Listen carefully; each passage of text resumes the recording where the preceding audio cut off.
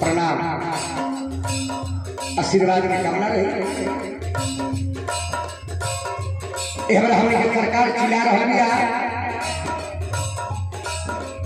खेल खेले में पढ़ाई, स्कूल में लड़का के कपड़ा दहल जाता, ड्रेस दहल जाता, खाना भोजन दहल जाता, बढ़िया मार्क्स से लड़का केहू के पास कर लेता बा। सरकार प्रोत्साहन राशि 10,000 20,000 रुपया दे रही है। काहे खातिर? सबकर लड़का बाल बच्चा पढ़ो, यही लालच में पढ़ो। सरकार कहती है कि खेल खेल में पढ़ाई। कीर्तन सम्राट हमारा महाराजगंज निवासी पटेढ़ा पटेढ़ी स्वर्गीय ठाकुर बाबा कहते हैं कि हर गीत में पढ़ाई। यही प्रभाव सखी लोग यमुना जी में स्नान करे गई बा, कपड़ा उतार के किनारा रख दिले बा, नथगढ़ गोपाल गिरधर कन्हैया मोहन मुरारी सखी लोग के कपड़ा लेके किनार पर जो कदम के पेड़ बा दाढ़ी पर चढ़ के बैठ गई बारे, कपड़ा ले ले बारे। ठाकुर बाबा के कलम उठाता लिखा था ले खाती अरे जमुना के लहरिया तले खाती जमुना के लहरिया चल भई सावन गोरिया जमुना के लहरिया ले खाती जमुना के लहरिया चल भई सावन गोरिया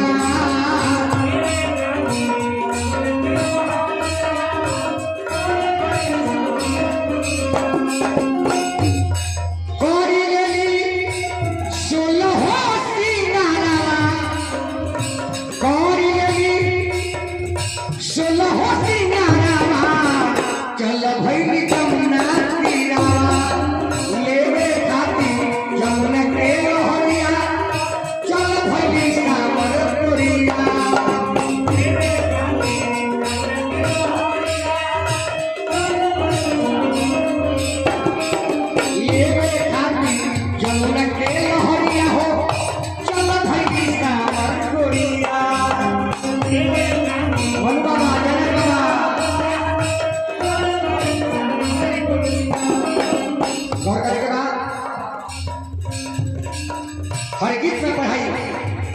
ध्यान दे कौश में कौन भैया, कौश में कौन भैया कोई छे है कदम धारी पर खौश में खेल सखी मचावे लगली कौश में गोकुल के गोरी गोरी गुजरिया खौश भर से निकल गई जैसे चीर चोली तीर पर उतार धरस छस छल दे छलक गई जैसे जवानी चोर करने लगी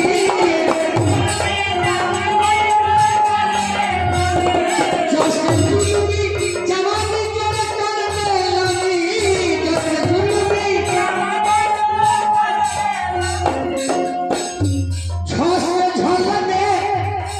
झलक गई पानी में अरे साया सारी धैली किनारा साया सारी धैली रे किनारा नहाए लगली सावन गोरिया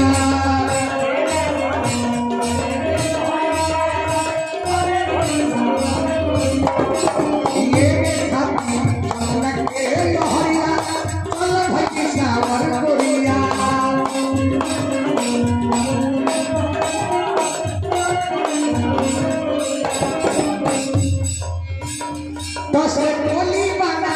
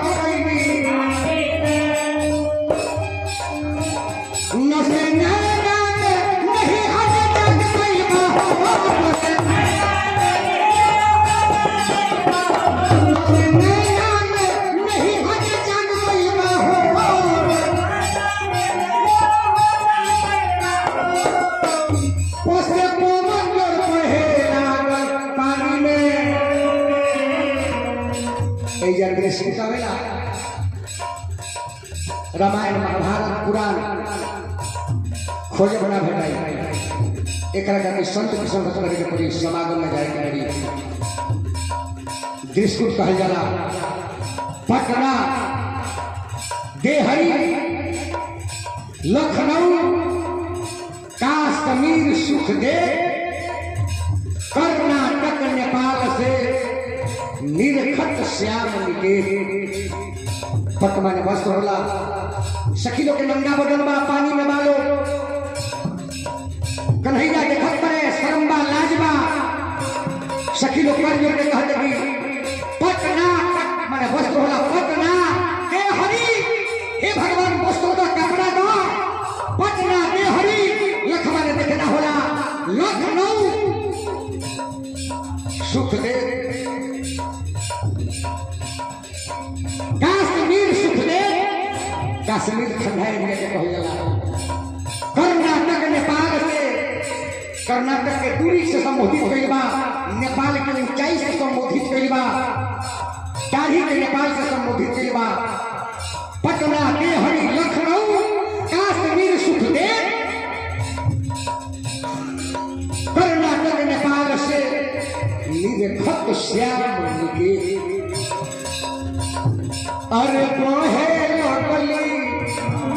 अरे शीतली बेरिया बहे लगली शीतली बेरिया काके लगली सावन कोरिया क्या बात है ये खानी जमुना के लहरिया चला भई सावन कोरिया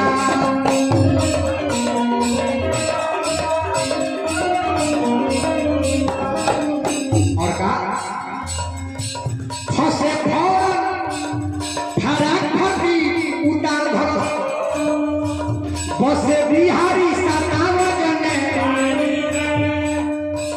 भसे भारत हरा जिया में जाग गई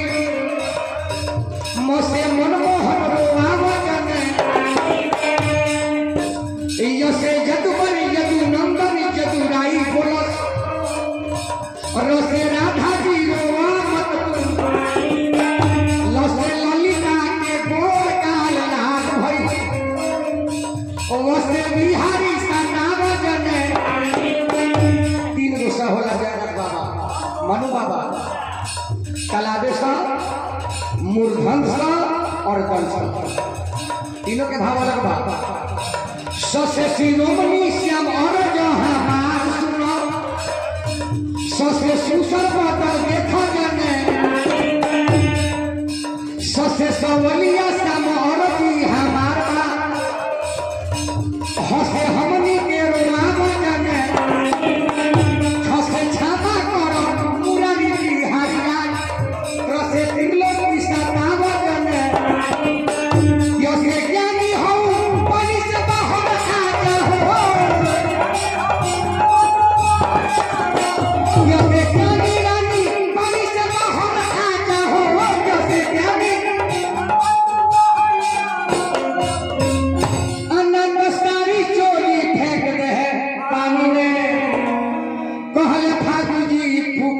अर्ज हमार आज से न हम लोग लौटे बदल पानी में नंगा बदल ना ढूंढ जाला काहे पानी में जल के देवता वरुण के स्थान हो दोष लगेला सखी लोग के कन्हैया के प्रेम बढ़ल तो ये हमारा रेवती थका दिखवा गोपौली गोपालगंज हमरा बिंदा सा पर भैया व्यास यहाँ भाव लगता सखी लोग कहता